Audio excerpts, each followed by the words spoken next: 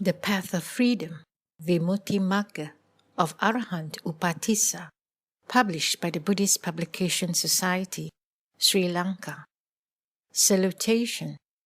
Homage to the Blessed One, the Consummate One, the Supremely Enlightened One. Chapter 8.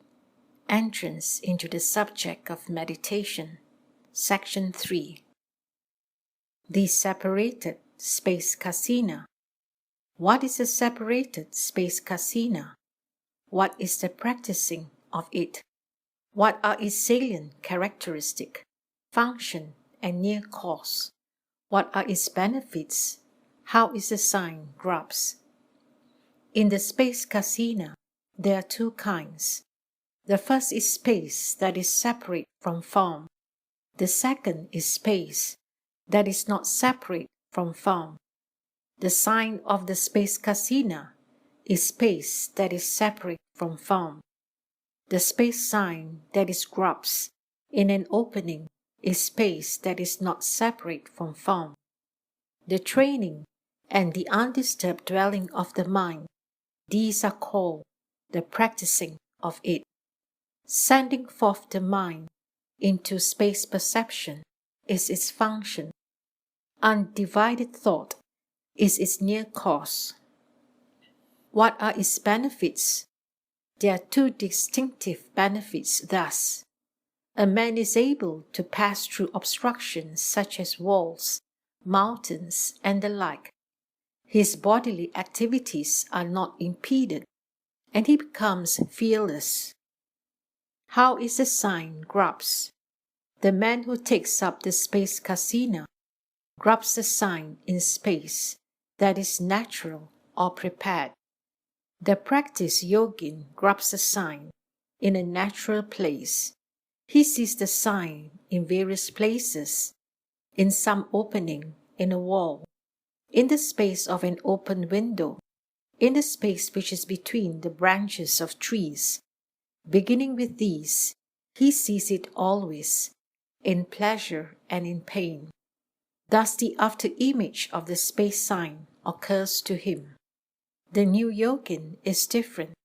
The new yogin grasps the sign in a prepared place and not in a non-prepared place. This yogin goes to a calm abode, on the outside of which are no obstructions. He makes a circular opening in the wall and grasps the space sign through three ways: through even gazing, skillfulness, and the elimination of disturbance. In this space kasina, the fourth and the fifth meditations jhanas are produced. The rest is as was fully taught before. This separated space kasina has ended. The consciousness kasina. What is the consciousness kasina? It is a concentration of the sphere of infinite consciousness. This is called the consciousness kasina. The rest is as was fully taught before. The 10 kasinas have ended. Miscellaneous Teachings. What are the miscellaneous teachings regarding these kasinas? If one acquires facility in one sign, all other signs follow.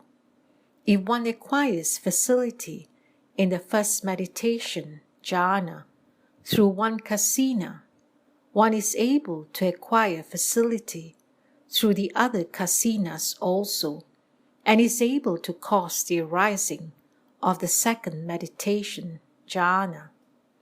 In the same way, if one acquires facility in the second meditation, jhana, one is able to cause the arising of the third meditation, jhana. If one acquires facility in the third meditation, jhana, one is able to cause the arising of the fourth meditation, jhana. What are the most excellent of all kasinas? The 4 color kasinas are the most excellent, because through them one attains to the emancipations and the positions of mastery. The white kasina is excellent because it illumines and because through it an unobstructed state of mind is attained. Here the yogin produces the 8 attainments on 8 kasinas in 16 ways peacefully. 1. He dwells wherever he likes, and 2. Practices the concentration that he likes. 3. Whenever he likes. 4. Without hindrance. 5. In the direct order. And 6. In the reverse order. 7. In the direct and in the reverse order. 8. By developing separately. 9. By developing together. 10.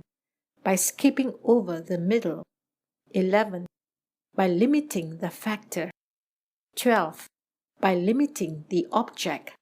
13. By limiting the factor and the object. 14. By fixing the factor. 15. By fixing the object. 16. By fixing the factor and the object.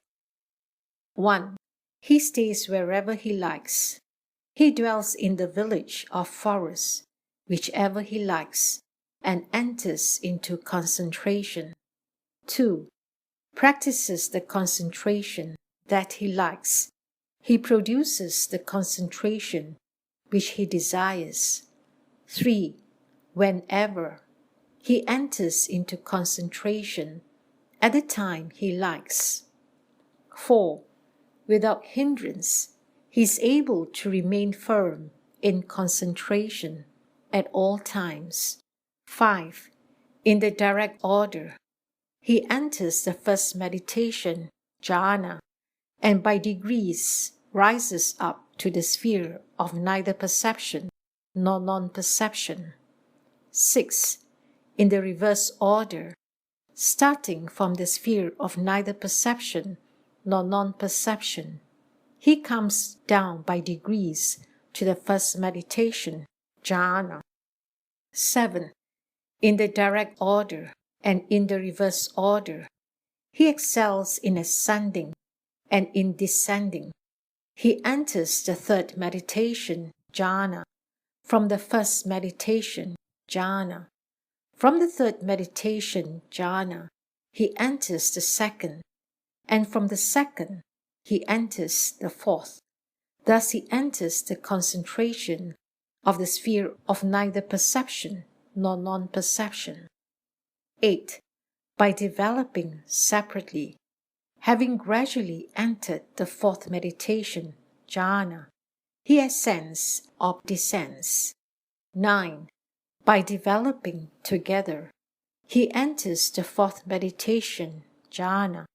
From that he enters space, and then enters the third meditation, jhana.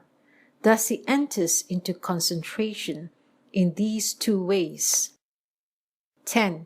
Skipping over the middle, he enters the first meditation, jhana.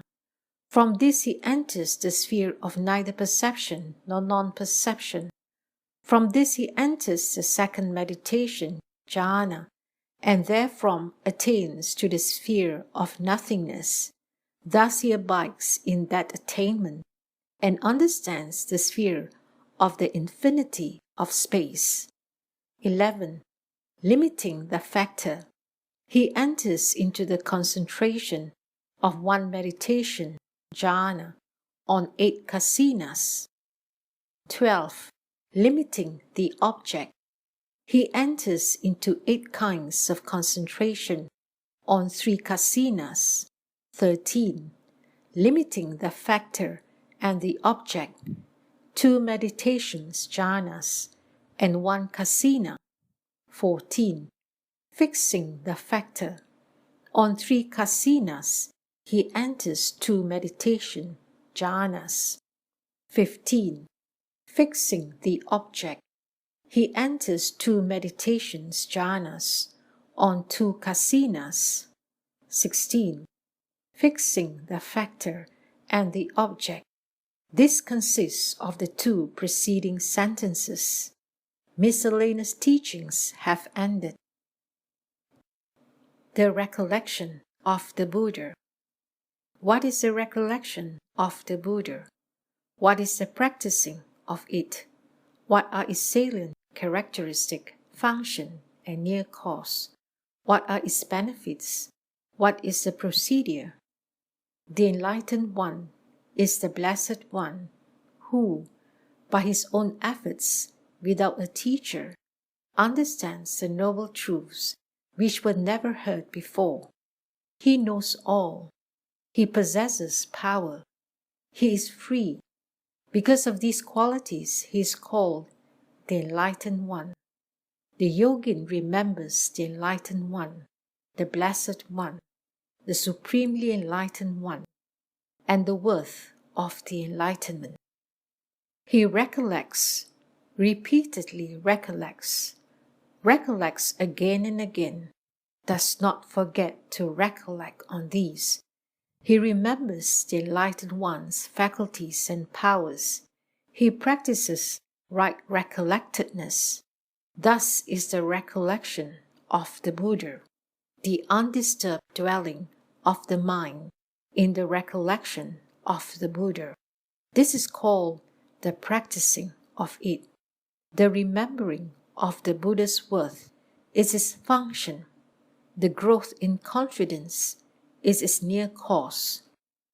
He who practices the recollection of the Buddha acquires the following 18 benefits: increase of confidence, mindfulness, wisdom, reverence, merit, great joy, ability to endure hardship, fearlessness, shamefastness in the presence of evil, the state of living near the teacher, enjoyment of activity belonging to the ground of the Buddhists, the happiness of faring well and approaching the embrasure.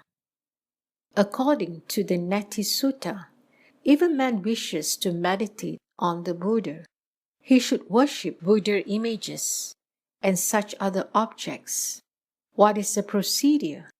The new yogin goes to a place of solitude and keeps his mind undisturbed. With this undisturbed mind, he remembers him who comes and goes in the same way, the Blessed One, consummate, supremely enlightened, endowed with true knowledge and conduct, sublime, knower of the world, matchless guide of men to be tamed, teacher of divine and human beings, enlightened, blessed. Thus he reaches the further shore of merit.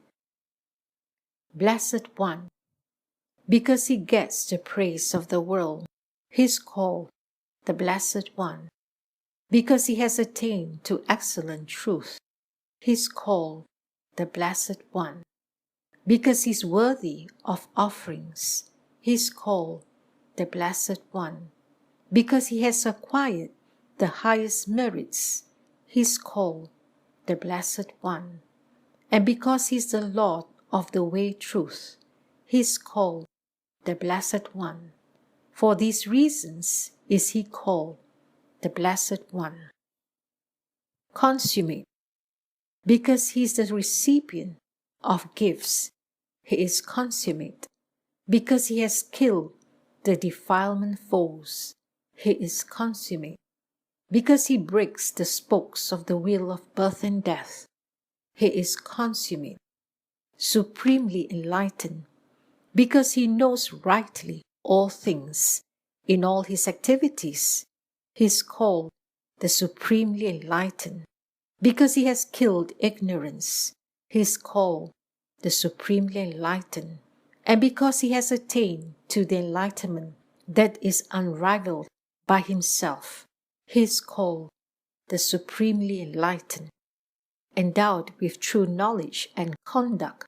Knowledge means the three kinds of knowledge, that is, the knowledge of past existences, the knowledge of the passing away and the arising of beings, and the knowledge of the extinction of the cankers, The Blessed One has removed the ignorance of the past with the knowledge of past existences, the ignorance of the future with the knowledge of the passing away and the arising of beings, and the ignorance of the present with the knowledge of the extinction of the cankas. Having removed the ignorance of the past, the Blessed One sees, when he recollects all past states in the course of all activities. Having removed the ignorance of the future, the Blessed One sees, when he recollects all future states in the course of his activities. Having removed all present ignorance, the Blessed One sees, when he recollects all present states in the course of his activities. Conduct means the being endowed with virtue and concentration. Virtue means endowed with all good states. He is called perfect in knowledge and conduct. Perfect means endowed with supernormal powers. Hence he is called perfect in knowledge and conduct. Again, endowed means possessed of all concentration. Thus the Blessed One has great compassion and appreciative joy because of omniscience, the three kinds of knowledge and conduct. He acquired knowledge with facility because he had benefited the world. He opened the path of science because he knew all spheres. He is perfect in knowledge because none can surpass him, because he has destroyed all defilements, and because of pure right action. He is perfect in conduct because he has become the eye of the world, and because he has blessed those who were unblessed. He is perfectly enlightened through knowledge because he has become the mainstay of the world, and because he has rescued the fear-stricken. He saves through conduct because he has acquired the supernormal power of the highest truth. He, without a teacher, has acquired that excellent equipoise of behavior towards all things because he has promoted the will of the world. Thus, through being perfect in knowledge and conduct, he is called the Blessed One. Thus is perfect in knowledge and conduct to be understood. Sublime, because he has reached the good road.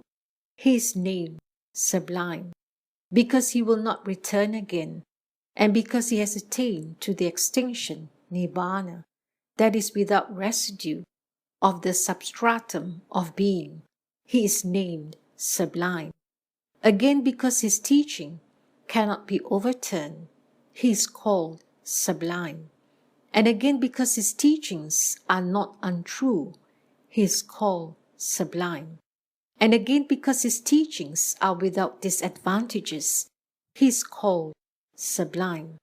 And again, because his teachings are neither too many nor too few, he is called Sublime. Knower of the world. World is of two kinds, that is, the world of beings and the world of formations.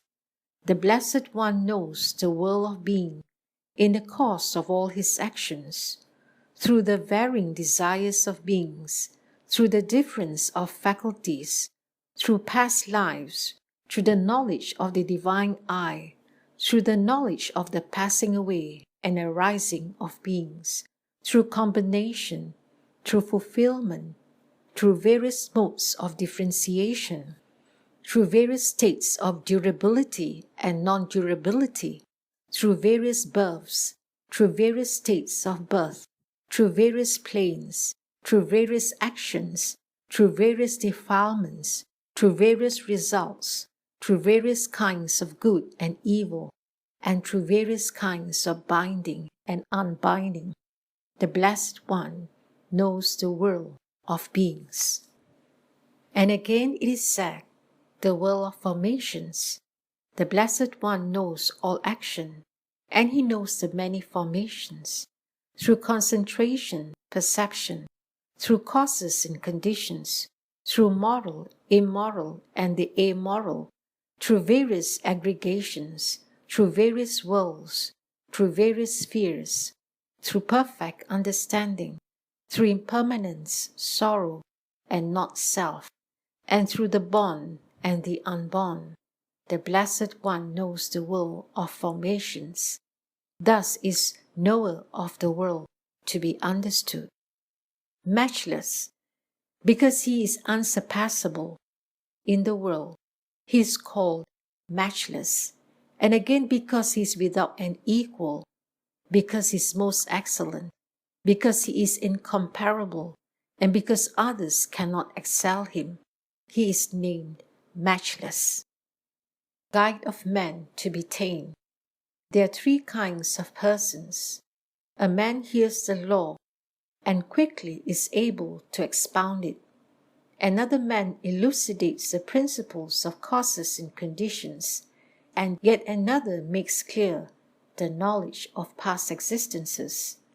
But the Blessed One, having mastered the Eightfold Way of emancipation, has tamed beings. Therefore, his name, Guide of man to be tamed. Teacher of divine and human beings, the Blessed One has rescued divine and human beings from the fearful forest of birth, decay, and death. Therefore, he is called Teacher of divine and human beings. And again he has taught the way of insight and the way of meditation, jhana. Therefore, he is called Teacher of divine and human beings. Thus, in these ways, should a man recall the qualities of him who comes and goes in the same way. Further, there is a teaching of the principal teacher. In four ways should the Blessed One be remembered.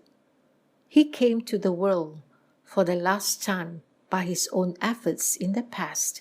He was endowed with excellent virtue.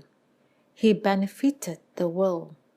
During 20 incalculable aeons, from his first aspiration to his last birth, he had seen the faculties and the basis of faculties of countless number of commoners. Therefore, he pities the world thus: I've attained to liberation. Now I should liberate these. I've tamed myself. Now I should tame these. I've gained knowledge. Now I should cause knowledge to arise. I've reached Nibbana. Now I should cause these also to reach it. He has reached completion and contentment in the fulfilling of charity, virtue, renunciation, fortitude, truth, resolution, loving kindness, equanimity, energy, and wisdom. He revealed the birth stories of the time when he was a bodhisattva in order to encourage others to gain the light. He was born as a hare and practiced charity. One should recollect on virtue through the Sanghapala birth story, on renunciation, through the Mahagovinda birth story, on fortitude, through the Kandy birth story, on truth through the Soma birth story, on resolution through the dumb crippled birth story, on loving kindness through the Sakka birth story, on equanimity through the Lomahamsa birth story, on energy through the chief of merchants birth story, on wisdom through the deer birth story. One should also recollect on the word of the Father in the Digiti Kosala birth story, and one should recollect on the reverence of the white six-tusked elephant sage. Through the white horse birth story, one should recollect the visit of the Bodhisattva to help all beings. One should recollect that the Bodhisattva forsook his own life and saved another's life in the deer birth story.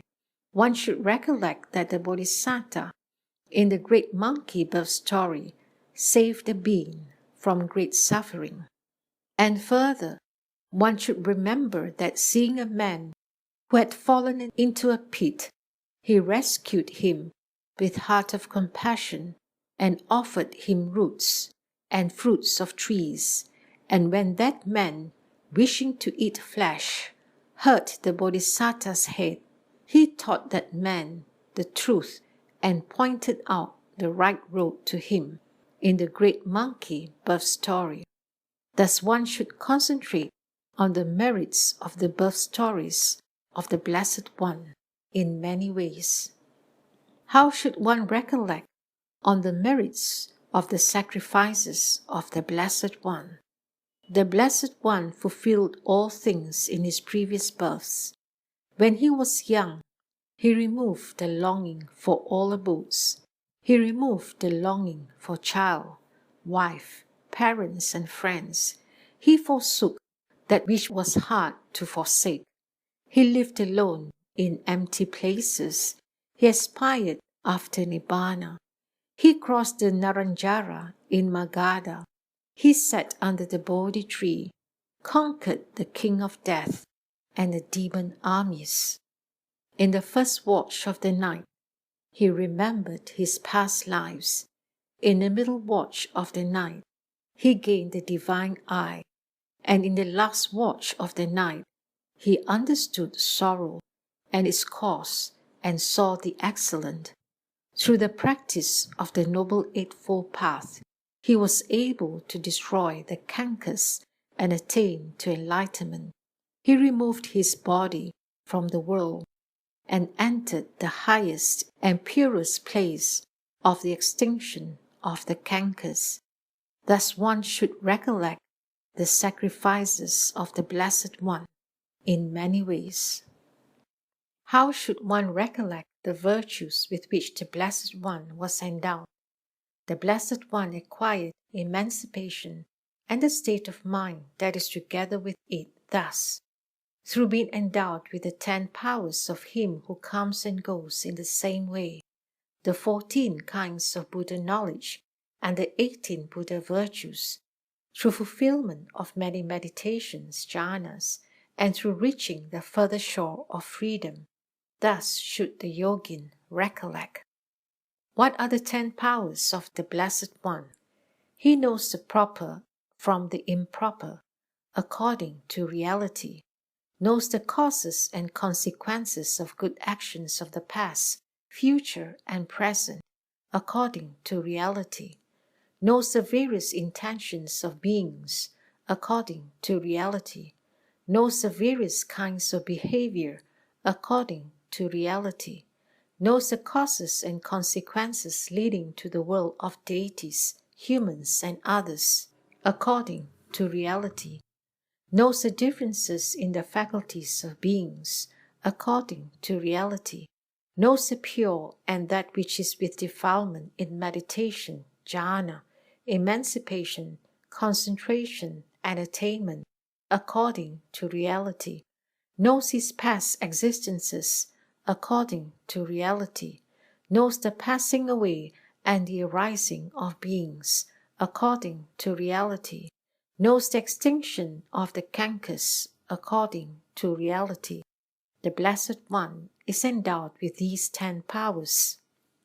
What are the 14 kinds of Buddha knowledge? They are, namely, knowledge of sorrow, knowledge of sorrow's cause, knowledge of sorrow's cessation, knowledge of the way, knowledge of the analysis of meaning, knowledge of the analysis of the law, knowledge of the analysis of derivation, knowledge of the analysis of argument, knowledge of the causes and consequences leading to the world of deities, humans, and others, knowledge of the differences in the faculties of beings, knowledge of the twin miracle, knowledge of the great thought of compassion, omniscience, and knowledge that is without the hindrances. These are the 14 kinds of Buddha knowledge. Thus is the Blessed One endowed with these 14 kinds of knowledge. What are the 18 virtues fulfilled by the Blessed One? Unobstructed Buddha knowledge of the past, unobstructed Buddha knowledge of the future, unobstructed Buddha knowledge of the present. All bodily actions are led by knowledge and appear in accord with it.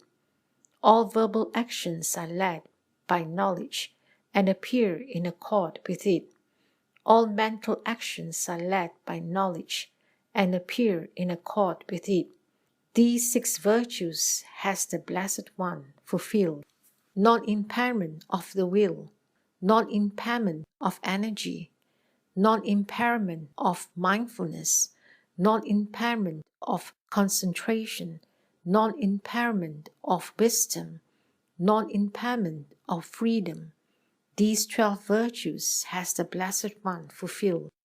Absence of uncertainty, absence of deception, absence of that which is not clear, absence of hurry, absence of state that is not known, absence of equanimity that is removed from reflection. Absence of uncertainty means his bearing is dignified.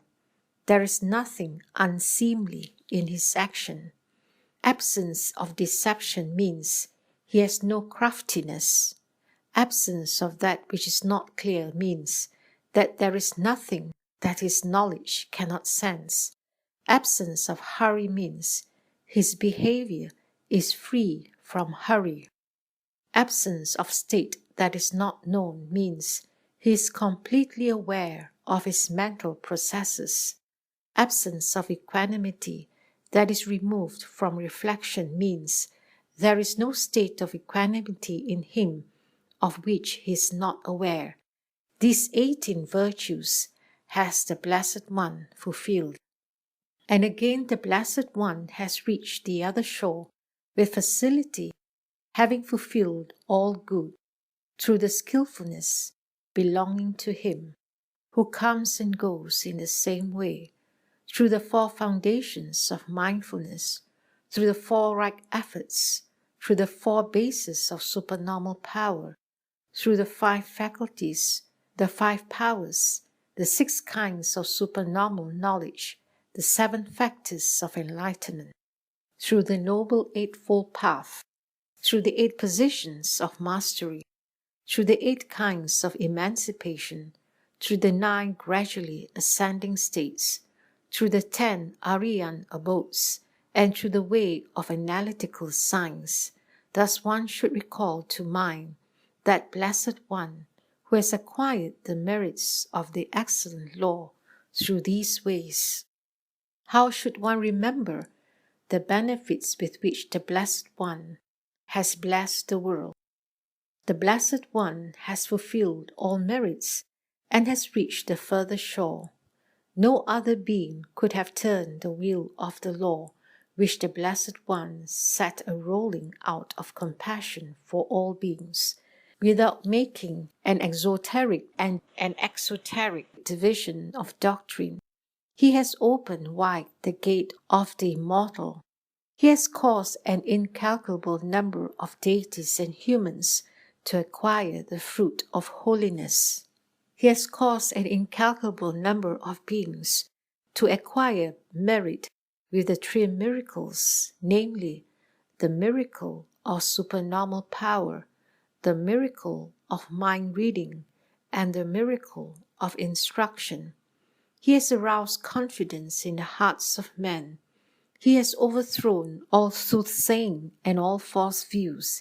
He has obliterated the bad road and opened the good road, and made men to acquire the fruit of liberation or birth in the heaven world.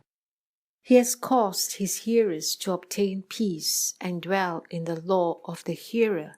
He has set down many precepts, preached the pratimoksha, established beings in excellent merit, given them the perfect teaching of the Enlightened One, and filled the world full with truth.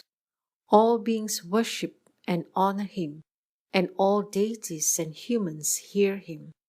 Thus the Blessed One who dwells unperturbed, has compassionated and benefited the world, has done what should be done.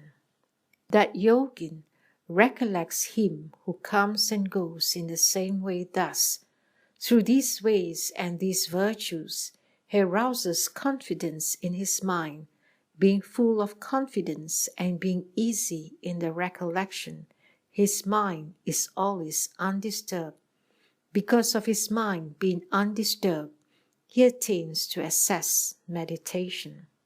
How is it that one who meditates on the Buddha attains to assess and not to fix meditation, jhana? In the highest sense, the virtue of the Buddha is a subject of profound wisdom. In this sense, the yogin cannot attain to fixed meditation, jhana, owing to obtuseness, and again he has to recollect not merely one virtue. When he thinks on many virtues, he cannot attain to fixed meditation. This is the subject of meditation, of all assess concentration. Assess is attained through concentration on a single object. If he thinks on many virtues, his mind is not concentrated. How then does he gain access? If he recollects the virtues of him who comes and goes in the same way, and of the enlightened one, the yogin's mind becomes concentrated. Therefore, he is untroubled. Again, it is taught that from the recollection of the Buddha, the four meditations, jhanas, arise. The recollection of the Buddha has ended. The recollection of the law.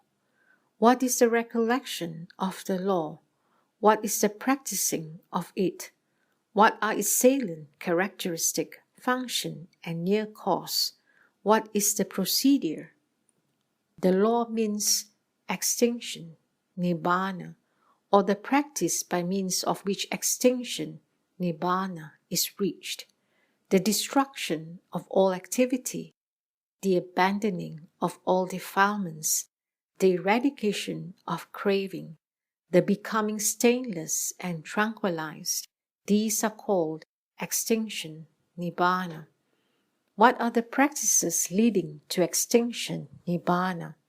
Namely, the four foundations of mindfulness, the four right efforts, the five powers, the seven factors of enlightenment, the Noble Eightfold Path. These are called the practices leading to nibbana. The recollection of the law is the virtue of renunciation and the virtue of the way. This recollection is recollectedness and right recollectedness. Thus is recollection of the law to be understood. The undisturbed dwelling of the mind in this recollection is the practicing of it. The awareness of the virtues of the law is its salient characteristic. Analysis of the law is its function. The understanding of the meaning is its near cause. Its benefits are equal to those of the recollection of the Buddha. What is the procedure? The new yogin goes to a place of solitude and keeps his mind undisturbed. With undisturbed mind, he recollects thus. The law is well taught by the Blessed One, is visible, not subject to time, inviting, conducive to perfection, to be attained by the wise, each one for himself. The law is well taught by the Blessed One. It is free from extremes, therefore it is called well taught. There are no inconsistencies in it, therefore it is called well taught. There are no contradictions in it, and it is endowed with the three kinds of goodness, therefore it is called well taught. It is completely spotless, therefore it is called well taught. It leads beings to extinction, nibbana, therefore it is called well taught. Visible, Because one gains the paths and the fruits in succession, it is called visible. Because one sees extinction, nibbana, and the other fruits of the path, it is called visible. Not subject to time, without lapse of time, fruition occurs. Therefore, it is called not subject to time. Inviting, it says, "Come and see my worth." In the same way, those who have the ability to teach are called men who say, "Come and see." Conducive to perfection. If a man acknowledges it, he will reach the immortal. Such is that which is conducive to perfection. What leads to the fruition of holiness is called that which is conducive to perfection. To be attained by the wise, each one for himself. If a man acknowledges it and does not accept other teachings, he causes the arising of the knowledge of cessation, the knowledge of the unborn, and the knowledge of freedom. Therefore, it is called that which is to be attained by the wise, each one for himself. Further, the yogin should recollect the law in other ways thus: it is the I, it is knowledge, it is peace, it is the way leading to the immortal, it is renunciation, it is the expedience whereby cessation is won, it is the way to the ambrosia, it is non-retrogression, it is the best, it is non-action, solitude, exquisiteness. It is not soothsaying. It is the most excellent object for the wise man's mind. It is to cross over to the other shore. It is a place of refuge. That yogin, in these ways and through these virtues, recollects the law, and his mind is filled with confidence. On account of this confidence, his mind is undisturbed. Because of the undisturbed state of the mind, he destroys the hindrances, arouses the meditation jhana factors, and dwells in excess concentration. The rest is as was fully taught above. The recollection of the law has ended. The recollection of the community of bhikkhus. What is the recollection of the community of bhikkhus? What is the practicing of it? What are its salient characteristic, function, and near cause? What is the procedure? The congregation of the saints is the community of bhikkhus. This is called the community of bhikkhus. The yogin recollects the virtue of the observances of the community of bhikkhus. This recollection is recollectedness and right recollectedness. Such is the recollection of the community of bhikkhus to be understood. The undisturbed dwelling of the mind in this recollection is the practicing of it. Awareness of the virtues of the community of bhikkhus is its salient characteristic. Reverence is its function. Appreciation of the virtues of the community of bhikkhus is its near cause. Its benefits are equal to those of the recollection of the Buddha. What is the procedure? The new yogin goes to a place of solitude and keeps his mind undisturbed. With undisturbed mind, he recollects thus: the community of hearers of the Blessed One is of good conduct. The community of hearers of the Blessed One is of upright conduct. The community of hearers of the Blessed One is of righteous conduct. The community of hearers of the Blessed One is of dutiful conduct. This community of hearers of the Blessed One, namely the 4 pairs of men and the 8 kinds of individuals, is worthy of offerings, worthy of hospitality, worthy of gifts, worthy of reverential salutation, is the incomparable field of merit of the world. The community of hearers of the Blessed One is of good conduct. The community of hearers of the Blessed One is of good conduct because it follows the good word. It is of good conduct and upright conduct because it benefits itself and others. It is of good conduct and upright conduct because it has no enemy. It is of good conduct and upright conduct because it avoids the two extremes and takes the mean. It is of good conduct and upright conduct because it is free from hypocrisy. It is good conduct because it is free from wickedness and crookedness and free from the unclean action of body and speech. It is of righteous conduct. It is of righteous conduct because it follows the Noble Eightfold Path. And again, righteous, it is an appellation of extinction, nibbana. It is of righteous, good conduct because it follows the Noble Eightfold Path and reaches extinction, nibbana. It is of righteous, good conduct because it follows the Four Noble Truths taught by the Buddha. It is of dutiful conduct. It is of dutiful conduct because it is perfect in the practice of unity in the community of bhikkhus. It is of dutiful conduct because seeing the great fruit of virtue and the increase of virtue which follow the practice of unity, it observes this unity. The four pairs of men and the 8 kinds of individuals, the path and the fruit of stream entrance are regarded as the attainments of a pair of men. The path and the fruit of one's returning are regarded as the attainments of a pair of men. The path and fruit of non-returning are regarded as the attainments of a pair of men.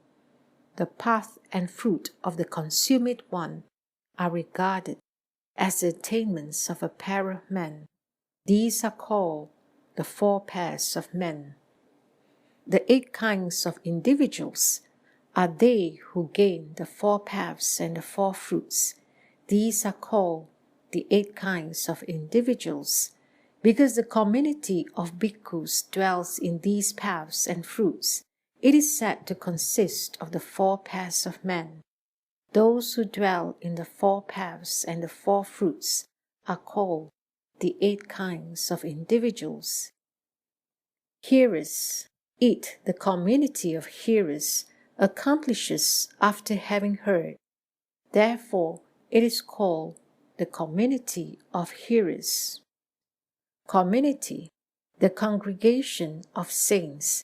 It is worthy of hospitality, worthy of offerings, worthy of gifts, worthy of reverential salutation, and is the incomparable field of merit of the world. Worthy of hospitality. Worthy of hospitality means worthy of receiving invitations, worthy of offerings. Great is the fruit that can be obtained through offerings made to it. And again, it is worthy of receiving offerings, worthy of gifts. One acquires great fruit by gifting various things to it. Worthy of reverential salutation. It is fit to receive worship. Therefore, it is called worthy of reverential salutation. Incomparable. It is possessed of many virtues. Therefore, it is called incomparable. Field of merit of the world. This is the place where all beings acquire merit.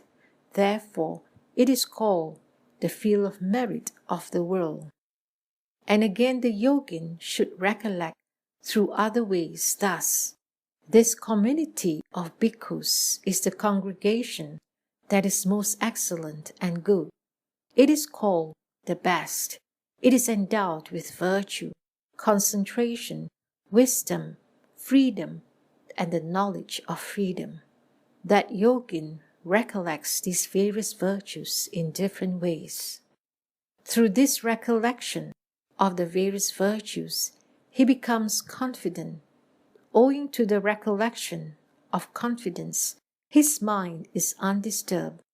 With undisturbed mind, he is able to destroy the hindrances, arouse the meditation jhana factors, and attain to access. The rest is as was fully taught above.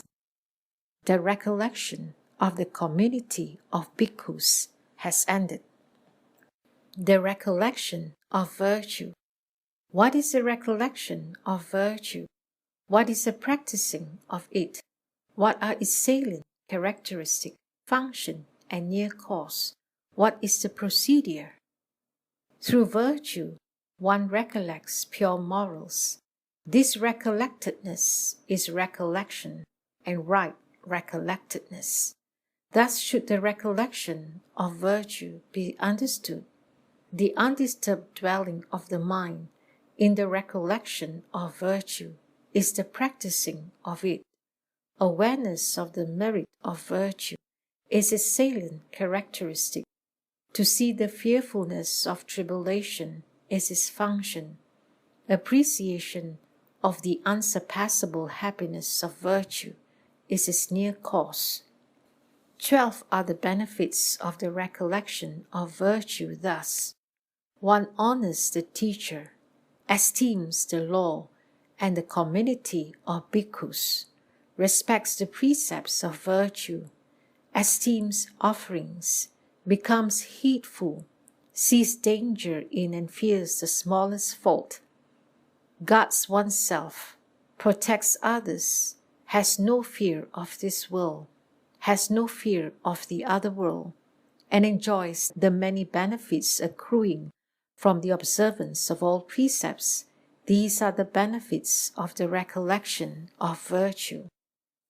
What is the procedure? The new yogin goes to a place of solitude and keeps his mind undisturbed. With this undisturbed mind, he recollects thus: my virtue is unbroken, indefective, unspotted, unblemished, liberating, praised by the wise, untainted, conducive to concentration. If unbroken, they are indefective. If indefective, they are unspotted. The others should be known in the same way. Again, because when virtue is pure, they become the resorting ground of all good states. They come to be called unbroken and indefective. As they constitute the honor of caste, they are called unspotted and unblemished. As they constitute the joy of the consummate one and bear no tribulation, they are called praised by the wise. As they are untouched by views, they are called untainted. As they lead to sure stations, they are called conducive to concentration. Further, the yogin should practice recollection of virtue in other ways, thinking thus: virtue is the bliss of separation from tribulation. This caste is worthy of honor. The treasure of virtue is secure. Its benefits have already been taught. Thus should virtue be understood. That yogin practices recollection of virtue, considering its merits through these ways.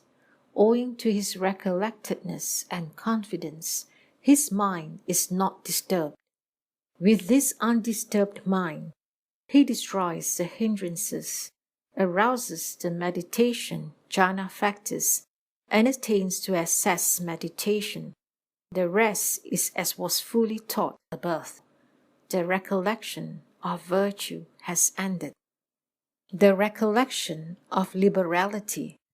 What is the recollection of liberality? What is the practicing of it? What are its salient characteristic, function, and near cause? What is the procedure? Liberality means that one gives one's wealth to others, wishing to benefit them, and in order to derive the happiness of benefiting others. Thus is liberality to be understood. One dwells indifferent in the recollection of the virtue of liberality. This recollectedness is the recollection and right recollectedness. This is called recollection of liberality. The undisturbed dwelling of the mind in this recollection is a practicing of it. Awareness of the merit of liberality is a salient characteristic. Non-miserliness is its function. Non-covetousness is its near cause. A man who practices the recollection of liberality gains 10 benefits thus. He gains bliss through liberality. He becomes non-covetous through liberality. He is not miserly, thinks of others, becomes dear to others, does not fear in others' company, has much joy, acquires the compassionate mind, fares well, and approaches the embroiderer. What is the procedure? The new yogin goes to a place of solitude and keeps his mind undisturbed. With undisturbed mind, he practices recollection of liberality thus. Through abandoning things, I have benefited others. Therefrom, I have gained much merit. The vulgar, by reason of the dirt of covetousness, are drawn to things. I live with mind, non-coveting, and not unclean. Always I give, and enjoy giving to others. Always I give and distribute. That yogin, in these ways, practices the recollection of liberality. Through the recollection of liberality, his mind is endowed with confidence. Because of this recollection and confidence, his mind is always undisturbed. With undisturbed mind, he destroys the hindrances, arouses the meditation, jhana factors, and attains to access concentration. The rest is as was fully taught above. The recollection of liberality has ended. The recollection of deities. What is the recollection of deities? What is the practicing of it? What are its salient characteristic, function, and near cause? What is the procedure? Considering the benefit of birth in a heaven, one recollects one's own merits.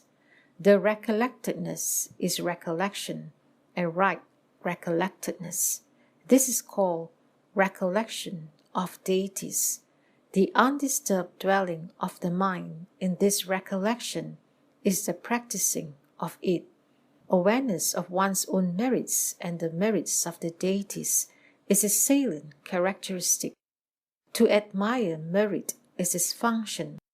Confidence in the fruit of merit is its near cause. A man who practices the recollection of deities gains 8 benefits. He increases 5 qualities, namely confidence, virtue, learning, liberality, and wisdom. He can gain that which heavenly beings desire and to which they are devoted. He is happy in the anticipation of the reward of merit. He honors his body. He is reverenced by heavenly beings. Through this he is able to practice virtue and recollection of liberality also. He fares well and approaches the embroiderer. What is the procedure?